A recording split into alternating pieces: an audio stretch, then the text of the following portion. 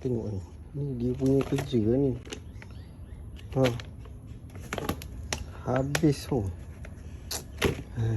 Jadi kalau korang ada masalah tayar kat housing kat rumah, jangan risau. Atau ada satu benda ni, kalau korang letak, confirm benda tu dah tak ada dah. Okay.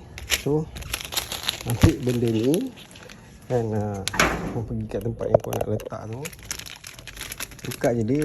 Bau dia pun boleh tahan lah kan.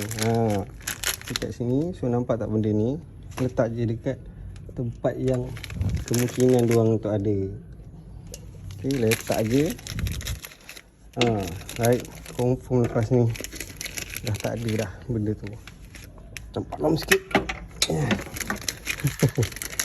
Okay.